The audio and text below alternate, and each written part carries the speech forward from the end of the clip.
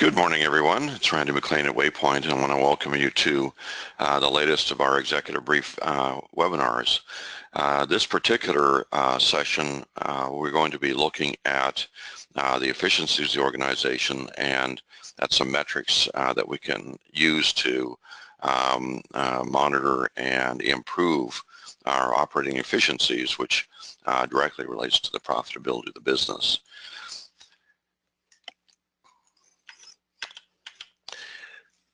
This, what we have this morning came out of some research that we did late in 2016. At that time, we'd started to realize that there were an unusually or a larger than expected number of companies out there that had what we felt were extraordinary profit rates. And we've been working in a world where normal profit rate is 3-4% NBT, 3 or 4% of the revenue of the company gets to the bottom line. And we've always known that there was a second tier or an upper tier where companies ran maybe 10 to 13% NBT. But we're starting to see companies with 20, 22, 25, 26 and more % of their revenue getting to the bottom line. They were extraordinarily profitable. And the common theory at the beginning was that they were in some kind of a special business. They had some kind of product line that allowed them extraordinary margins. They didn't have any competition. The kinds of things they did didn't involve a lot of logistics. And we felt that it was just the nature of the beast. Or, throughout the industry, the feeling was it was nature of the beast. But we started to notice that these companies didn't fit those parameters. So we started to take a different look or a deeper look at what's going on in the companies, how it is that they make their money and what sets them apart from other companies that were in similar markets, selling similar products in similar territories. We wanted to find out what was different about them. And so we wanted to be able to look at a company's numbers and be able to identify a company as being one of these companies that had such extraordinary rates of profit. And we also wanted to know how we could measure the internals or the precursors to these high profit performances. So in our research, we started to discover that there were some things that these companies did that were typically or atypical of other companies. That typical companies didn't have the same attitudes or didn't do the same things. And we hoped that in the end we'd learn something about how these companies operate that would be applicable to your company and other companies in general. And boy, did we find some interesting things. So here's where we started. We took a look at the industry performances within the WayPoint universe, and I'll be the first to admit that companies that operate with WayPoint generally are companies that realize that there's more that can be done. They are more likely to be interested in seeing what their numbers are and trying to improve them. And so it's not a fair comparison for the industry at large. We call it the industry right now because it's the WayPoint section of the industry. But within our own companies, where we probably have a higher number of higher performing companies, because after all, that's why people use WayPoint. These are the kinds of things that we were seeing. We had seen the typical 2.5 to 7.5% bottom line or NBT, net before taxes. We're seeing that in about 43% of the companies or the company profit performances that we were looking at. In the upper tier, which we bracketed as 7.5 to 15%, we're seeing about 17% of the companies operating there. And then we saw about 9% running between 15 and 26% or more in terms of bottom line performance. And those are stellar numbers. You know, companies that are in this world-class area, you know, they lead their associations, they lead their industries, they lead their they're the best performers for their vendors. They're the, you know, these are the super companies. And we frankly didn't expect it would be as high as 9%. And two things come out of that 9% number. One is there's an unexpectedly high number of companies that are using modern tools and techniques to drive superior profit rates, which means they have all kinds of funding for growth. They don't need to use the banks. They can give more to charity. Their people frequently are better paid. And so a lot of the good things in life come out of these high profit performances. And there was more of these companies than we'd expected to find. To understand the road that money takes through a company, and some of the things that we were looking at in our analysis to see how companies actually make money, we started looking at the road to the bottom line, and we started looking at the operational aspects of the company. Now, there's a lot of things that can happen in sales. Sales is vital. The negotiation, maintenance, and sustainability of customer relationships is key to changing the profitability in a business. And we've been focused on that for many years, but we wanted to spend some more time looking at the back end, the actual operations of the company. And so we started looking at the various logistical components of the company and how money flows through it. So at a base level, we have revenue, and that's at 100% of our revenue is revenue, and that's kind of expected. But we're seeing that across the WayPoint universe, where we're looking at these numbers, yet about 24% of revenue makes it to the operating cash or gross profit line. Now, we're starting to think a lot differently about how a company works financially and what the numbers mean. And that gross profit line that we've been talking about for many years really represents the operating budget of the company. It actually represents the operating cash that a company has. And so we paid for the product at this point. We have a certain amount of money left over, and this is the money that we use to pay for the company's operations and to pay commissions to salespeople and to provide a profit to the company for reinvestment and growth, return to stakeholders, and so on. So that first conversion happens between revenue and operating cash. It's kind of a reflection of how good the company is at monetizing the value of the products and services it gives to our supplies to the customers. It shows how good it is at pricing its products, really, and then obtaining the price levels that it's set.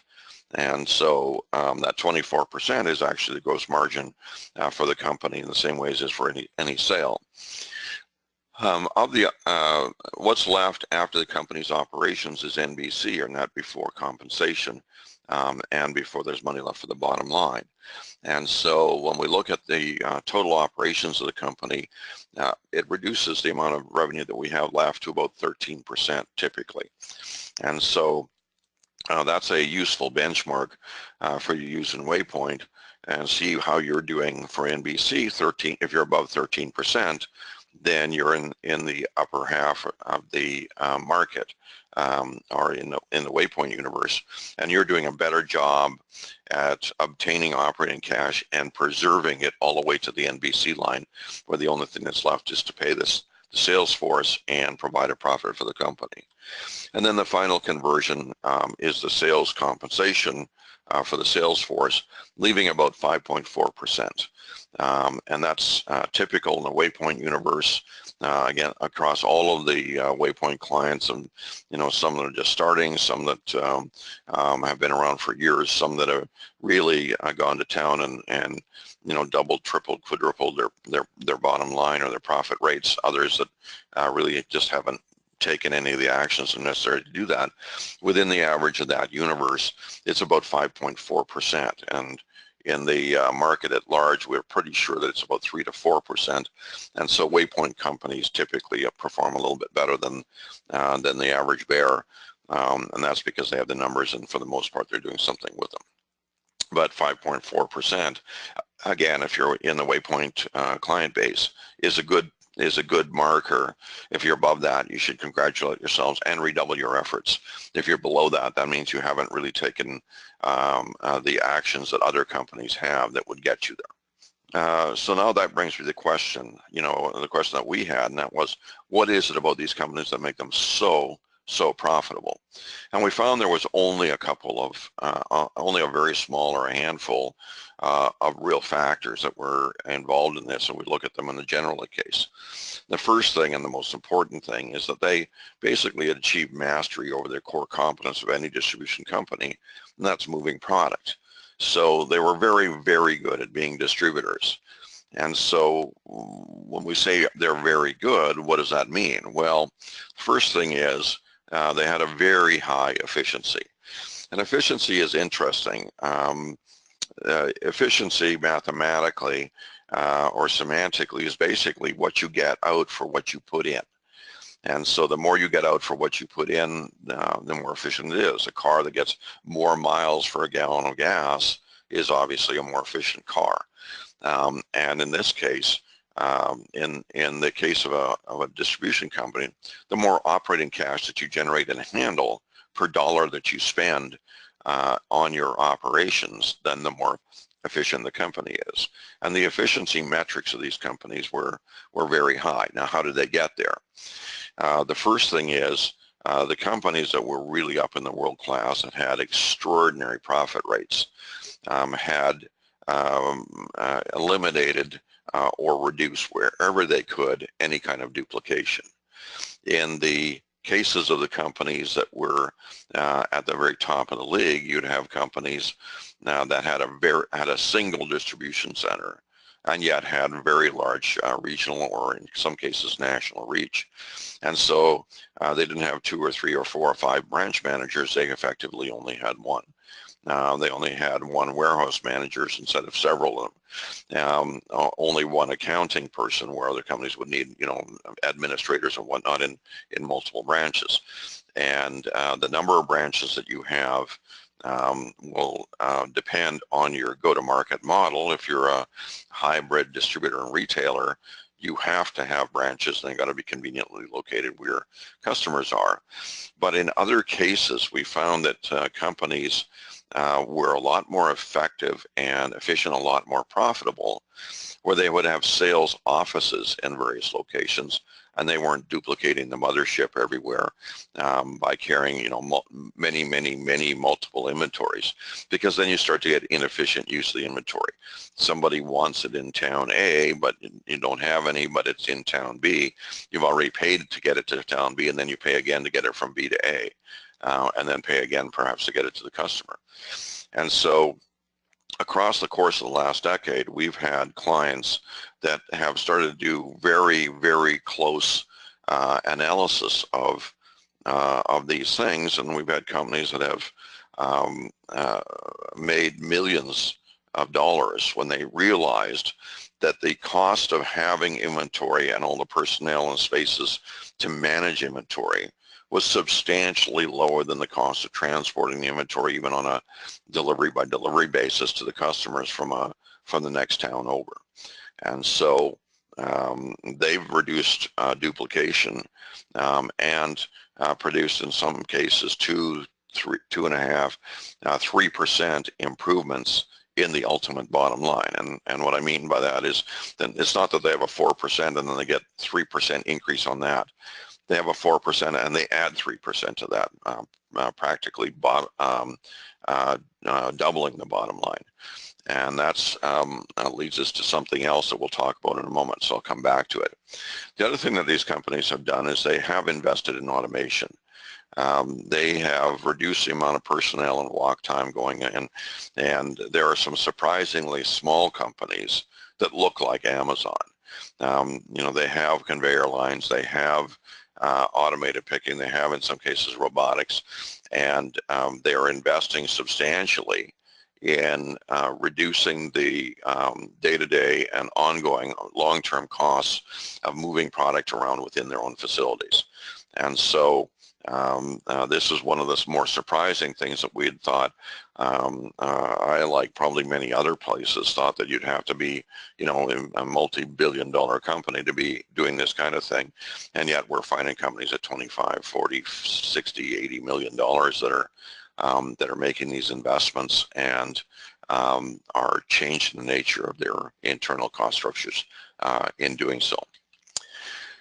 Second thing, and I said I'd come back to this, is they're exploiting modern transportation options. First of all, you can give better customer service, which means that your customers are more sticky if they can get more of what they want.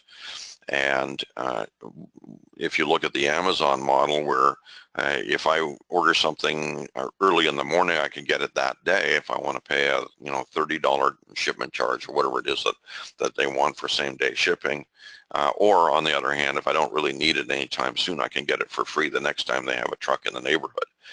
And so they have begun to use different delivery time options or to provide not only better customer service, but also to monetize speedy deliveries and to monetize their whole delivery operations, so they can generate a substantial income stream on deliveries.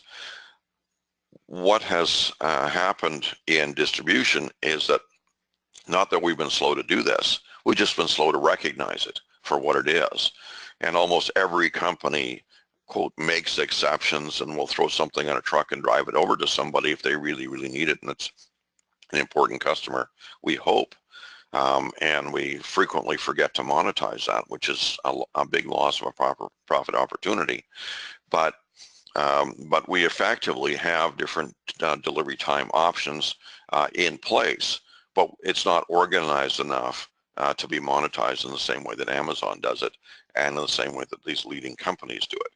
And so, they can get everything. They're using everything from the U.S. Postal Service to package services to their own fleets to common carriers to move products in different quantities and different distances to their customers. But they've done more homework in understanding this. They usually have a transportation manager or somebody that fills that role. And they're not, because they have a fleet investment, they're not trying to make sure that they guarantee that the fleet is at capacity. They're more willing to entertain other options. And one of the things that I expect will happen is Uber-like services for package delivery are coming or will be coming online, and the first companies to use those kinds of things will have a significant edge because those options are going to make the cost structure for delivery completely variable. And so we're not going to really be paying leases and maintenance on trucks that are not making any deliveries today because we don't have enough delivery requirements. And so those companies are going to get an edge, and I think you can too. The third thing that we found common with them is they have dumped the traditional sales model. The whole concept from back in the 40s, 50s, 60s of having people on the road driving around in cars, knocking on doors, getting appointments, trying to convince them, is being severely restricted. And the top companies are using a model with a much better division of labor. And that, what I mean by that is that they have specialists in lead generation, and they have a marketing group that's creating marketing to make potential customers aware of them. They got people working on specifically on lead generation, setting up appointments and so on. And they have a very, very small 1, 2, 3 people that actually make in-place calls, and they're fully utilized. We don't have a situation where people are, responsible for making calls and are getting out and they're making, 8 calls a week or 5 calls a week or, something like that. They have people that are making 20 calls a week. They're basically making 2 calls each morning, each afternoon. They're all lined up by somebody else, and there's somebody else taking care of all the follow-up. And they're moved out of this view that the salesman is, eat what you kill. They're going to make their own leads. They can do anything, maybe even collect the money in the end, and they're not doing selling very much of the time. So these very, very highly paid, specialized, highly skilled people are getting to be a much smaller cadre, and there's more support within the organization to handle the logistical elements before and after the presentation, and they have the best people doing the presentations, people that are, you know, knowledgeable and aggressive enough to find out what the customer really needs, find unique and interesting and creative ways of helping the customer meet his goals, taking things the extra mile so that they can think more about what the customer is trying to get done and what of the company can do that, which leads into value add as well, because it may introduce opportunities for kitting, packaging, bundling, other things like that, or some way you can make value add on the product, which can change the profit picture of the company substantially when it's properly done. And then finally, the companies are hugely numbers driven. They are using analytics throughout the company. They usually have already built their own dashboards. They have people, you know, being measured and monitored on how effective they are at getting the metrics through, and generating and improving the metrics day to day, week to week, month to month, year to year. And so the companies are really on a continuous improvement track, and they will crush the guys that are sort of on autopilot, you know, just doing whatever used to work. And so their profit rates are going up while their competition's profit rates are going down. All right, so let's think about the components of the operations of a business. And so there are, when we're looking at a business, we look at a logistics flow inside the business, and the first point of entry is order entry, and this is where the orders come in.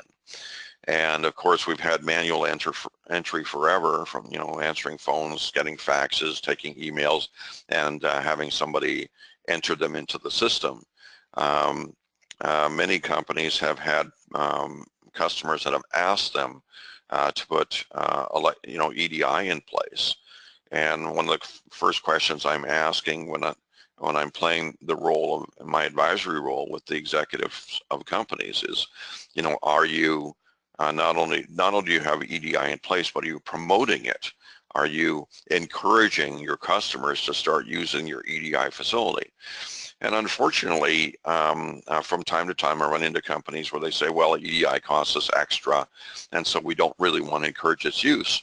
And I think that they've kind of missed the point. EDI is the most efficient and error-free mechanism for getting customer orders into the system. It compresses the time, certainly eliminates labor in terms of getting the orders in. It's the best thing you could do. You know, a perfect company would be 100% electronic data interchange, or EDI, and would have all of its customers directly linked to its system, so that orders just pop out whenever the customer needs something. And they would be substantially more profitable because the cost that they have for a manual human-based order entry would be substantially reduced. Same thing for e-commerce or web solutions. Frequently see people say, oh yeah, we have web entry, but web entry just means that an order turns into an email or something that somebody has to type into the real system. There's no integration there. So they're not really getting 100% of the cost benefit of doing this. And so these are two areas that introduce opportunities for companies to be more profitable. Second area that we look at is the assembly or value add area. And there's a lot of reasons for doing kitting besides being able to add value, but we've seen some really amazing opportunities pursued by some of these top-level companies.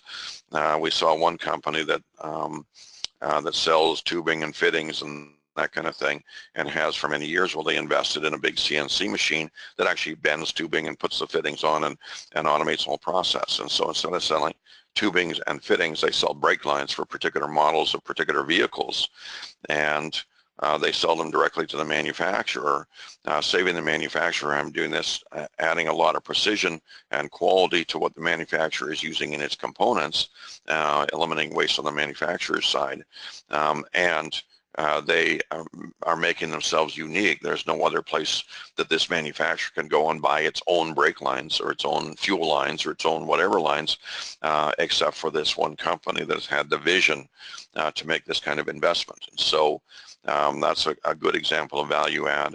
Another good example is eliminating the whole concept of bringing a lot of parts together. If something, a customer always needs a thermostat with a furnace, then why don't we kit the thermostat in the furnace and eliminate the 2 picks and just send a a furnace kit out, at the simplest example. But in all of your businesses, you can think of these kinds of examples where you can eliminate errors, you can help the customer not run into installation issues because they forgot one component of 9 that's required to do this thing all the time, and you can provide value there.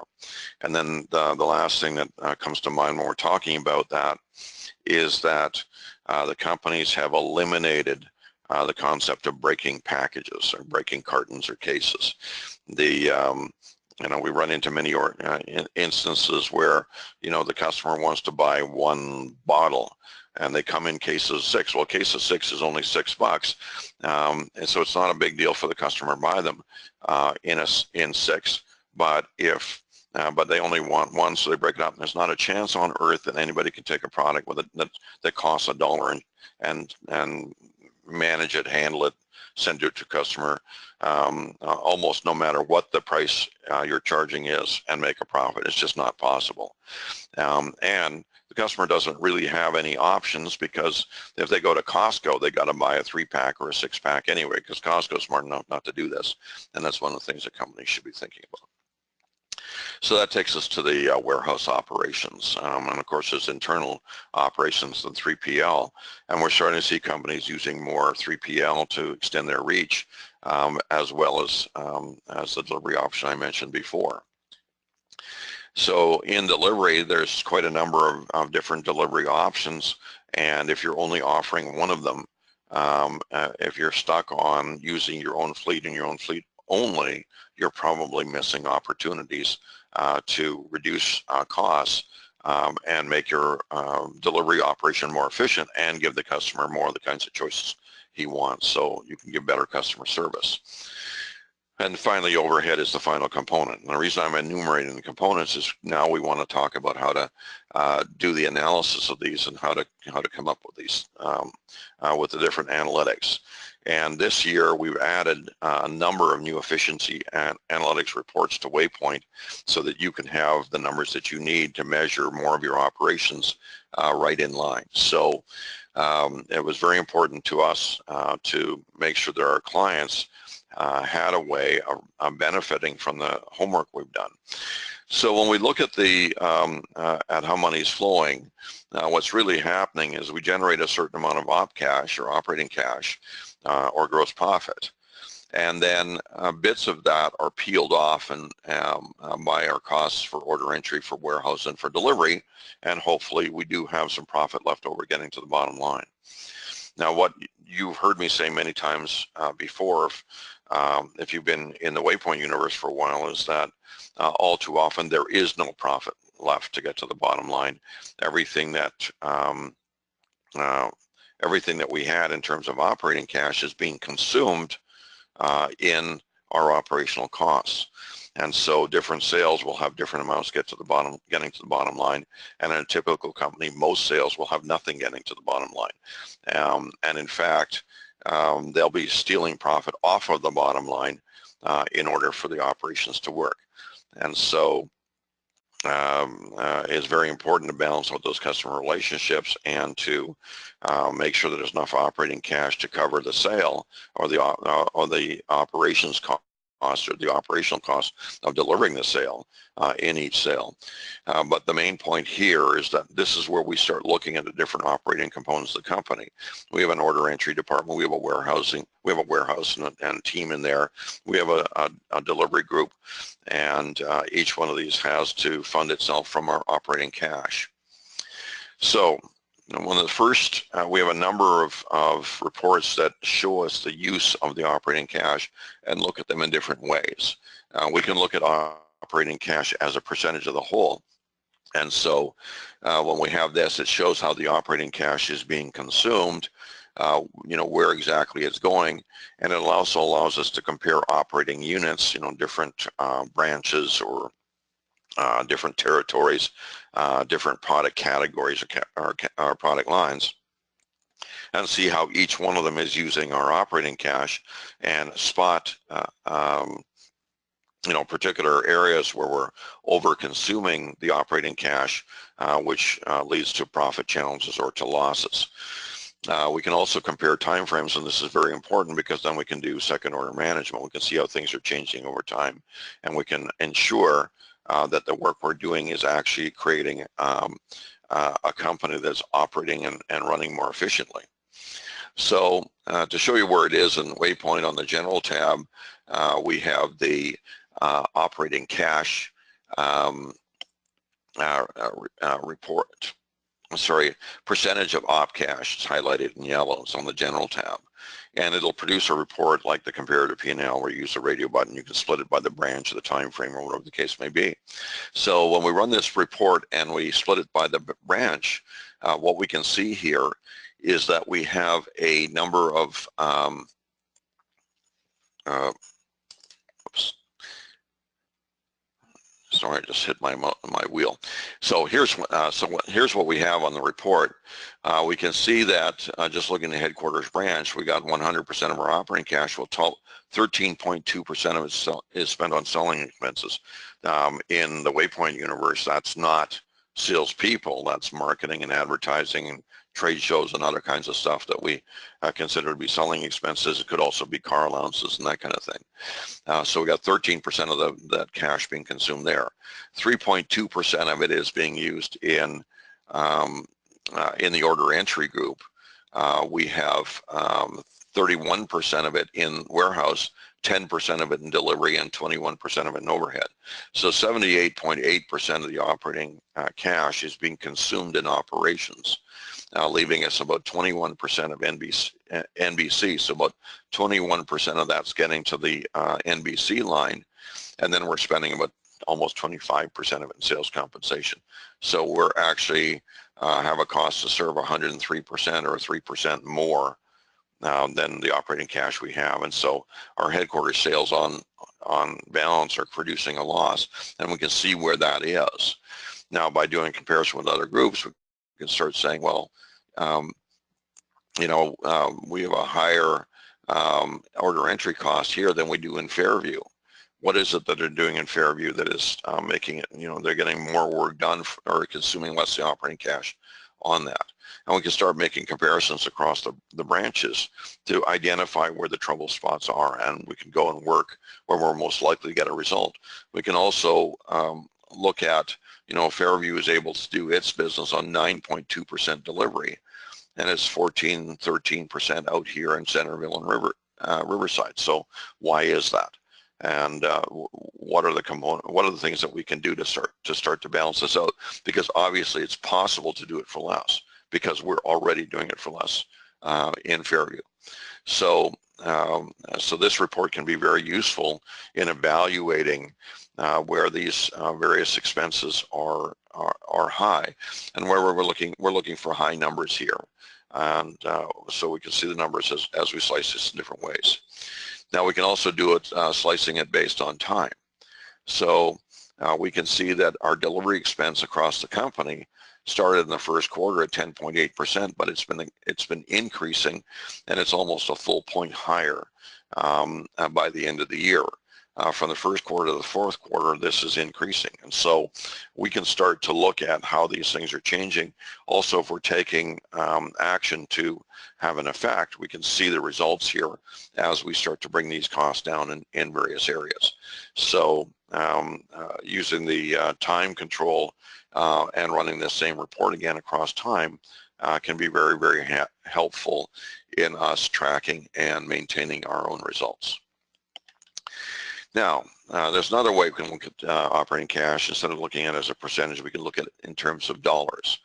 And so we can see how the operating cash is being consumed, and we can look at it through different lenses. And there's 4 different lenses that we can look at the business. And let me explain this carefully, because it can be a little hard to get the first time through. If I'm the warehouse manager, the logistical element that I'm dealing with day in, day out is a pick. So there are picks going on all day, every day in the warehouse. And those pick events are very important. And the reason why is very important from an analytical standpoint. The reason why is that all of the costs in the business are directly related, or nearly all the costs are directly related to the number of these logistical events that have to happen. If you're in the order entry department, it's the number of orders that you have to process. And so you have orders coming in, and an individual order or an average order will have a certain amount of operating cash on it, and you'll have a certain cost of processing an order in your group. And then later on, that order will have to be picked, and there'll be the warehouse cost and the delivery cost and the overhead cost associated with that order. And so when you're looking at your analysis, you're interested in analyzing everything on a per order basis. But if you're in the warehouse, the logistical element that you're responsible for is the pick. And so you'll be seeing orders coming in or picking tickets coming up, and each pick will have a certain amount of operating cash on it, and you'll spend a certain amount of dollars collecting each pick, and then that pick there'll be a certain delivery cost that goes along with it, and a certain overhead on a per pick basis. So you'll look at the entire cascade of the flow of profits running through the company from the operating cash to the bottom line. But you're more interested in seeing on a per pick basis to see, how much of the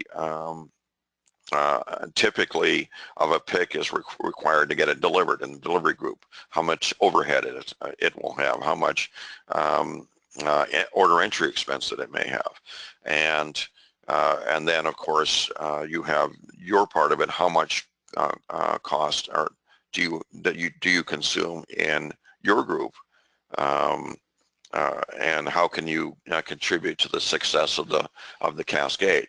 If you're in delivery, you want to look at it on a per delivery basis. How much order entry cost is there on a typical delivery, and so on.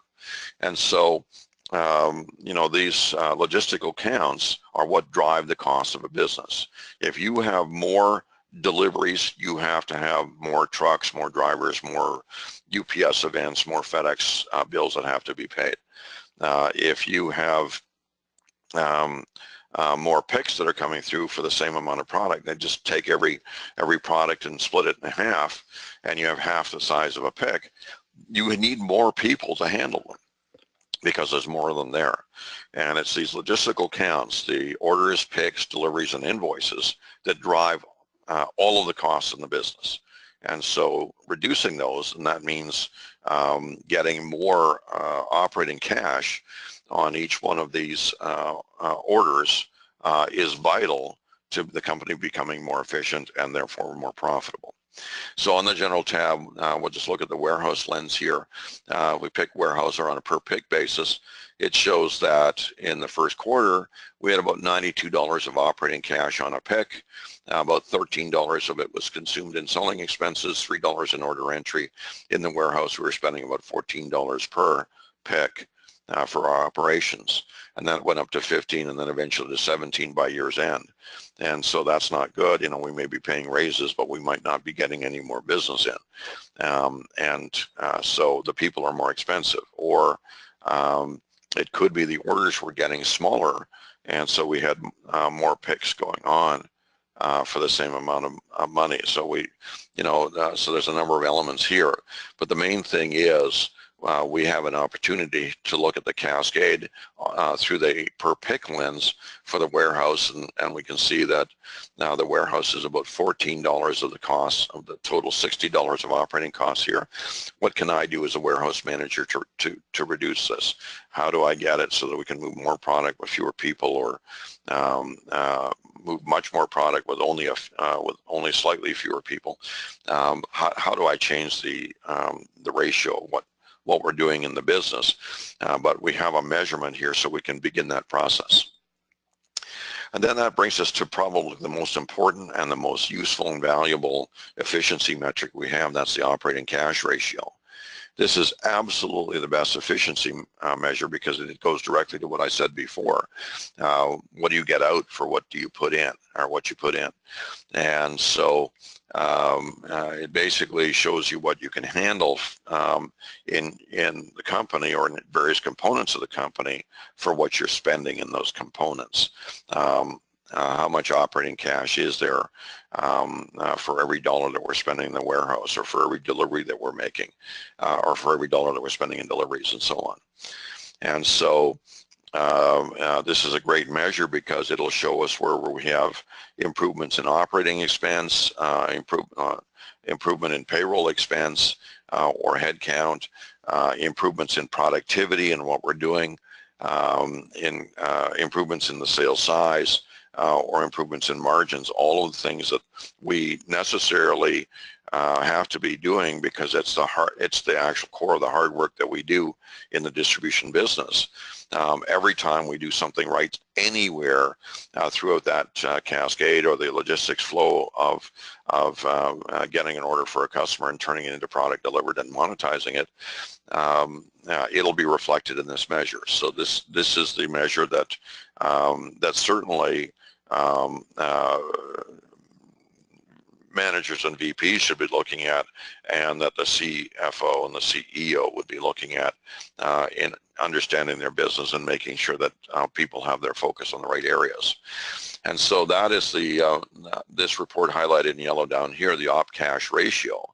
And what it shows is what we're handling in each area for what we're spending. And so this is a measure that goes far beyond what we have in terms of just how much, how much operating cash do we have on a pick. This really shows what's going on. So, for instance, in the order entry group here, they're handling $31 of operating cash or gross profit on invoices for every dollar that they're spending in that group. And that's usually a high number because the order entry area tends to be a lighter expense area in the company. We have customer service people entering orders and so on. But we have we have a ratio here. In the warehouse right now, at the beginning of the year, we were handling $6.45 of operating cash for every dollar that we were spending. By year's end, that's down to $5.26, and that's a pretty precipitous drop.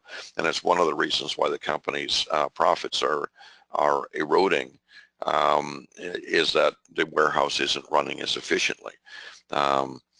Deliveries also are eroding. We used to have $9.27 of operating cash for every dollar we spend deliveries, and that's dropped down to $8.53. So as we look at these things, we'll notice that the G&A has held the line. We've gone from 44 to 490. We're actually getting a little bit more efficient in overhead. The costs are not accelerating there nearly as much as they're accelerating elsewhere. And so G&A overhead is not really causing a new problem here. And then overall, we're handling $1.55 in gross profit or op cash for every dollar we're spending, and that's dropped down to about $1.46 in the company. So that's having an impact on the business. So as we go through each one of these areas, this is the measure that can really start to show how the company is operating properly. We're starting to see these kinds of measures show up in association industry type benchmarks and whatnot, and of course we're developing and working benchmarks on them as well. And so these numbers are very good. And I should mention that we have built a profit assessment or performance assessment report system.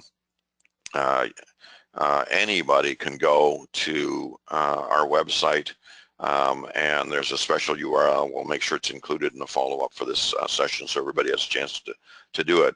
But you can get yourself what would have been a $50,000, $60,000, $70,000 consultant's report on your business by going to our website and in a secure area, entering about 30 of your numbers in, your operating numbers, and it'll provide back about a 20-page consultant's report telling you exactly how you perform, showing you how you compare to industry benchmarks, and giving you complete detail on many of these metrics that are available in WayPoint, and does it all for you in about 5 minutes. So you enter the numbers in 5 to 10 minutes, you get a report back in email.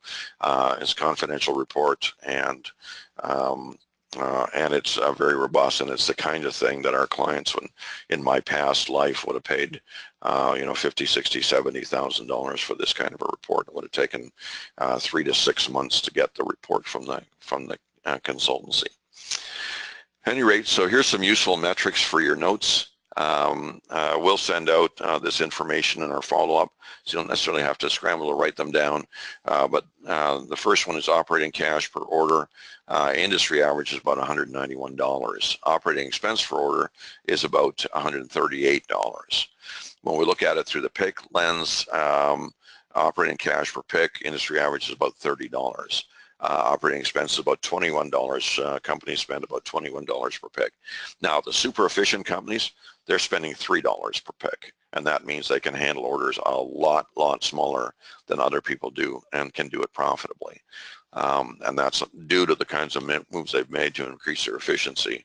And of course, they've been measuring and monitoring to make sure that they're getting the return and that they're working on things that will give them the best benefit. On a per delivery basis, about $266 of operating cash or gross profit per delivery is average. $188 is about the cost for deliveries all in. And when we're looking at these costs, we're including the entire cost of operations for the company, everything from selling expenses right down to the sales compensation and so on. That's what these costs actually add up to. Operating cash per operating expense, industry average about $1.43 to 1, which means the companies are handling about $1.43 of operating cash for every dollar they're spending on their total operations. That excludes Salesforce compensation, but includes absolutely everything else. And then the conversions, and we didn't really talk about that very much today, but this is really the representation of what's going on in the cascade. Revenue to operating cash, industry average about 24.1%, and that's really average margin in distribution across all industries. Operating cash to NBC, about 30.3% of operating cash is getting to the NBC line, and I showed you some numbers before that were percentages of the revenue that was getting to the NBC line, but this is the true conversion of whatever number of dollars that they have in the operating cash line. They're getting about just over 30% of them to the NBC line, so they got about 70% of their gross profit is consumed in operations. And then the last conversion is NBC to NBT, and what that means is that the sales force is being paid, and it leaves about 74% of the NBC is getting to the bottom line industry-wide, which means on average companies are paying about 26% of their NBC to the sales force, and that includes house accounts and other things like that where nothing is paid and averages out. But these are interesting numbers, and it gives you a starting point. If you don't have the benchmark where you have the numbers where you can compare yourself directly on numbers, these are some good rule of thumb numbers. And if you're underperforming these, starting right there to improve them is a good idea, because the improvements are possible because other companies are doing them. All right, so what drives world-class performance? A mastery of the core competence of moving product, exploiting modern transportation options, making efficient use of a future sales model so that you don't have as many high-cost people doing things that aren't high value, and then adopting analytics and making sure that you're running the business by the numbers, and having theories, testing the theories, making changes and seeing the results in some kind of a system that will guarantee that the things are going in the right direction.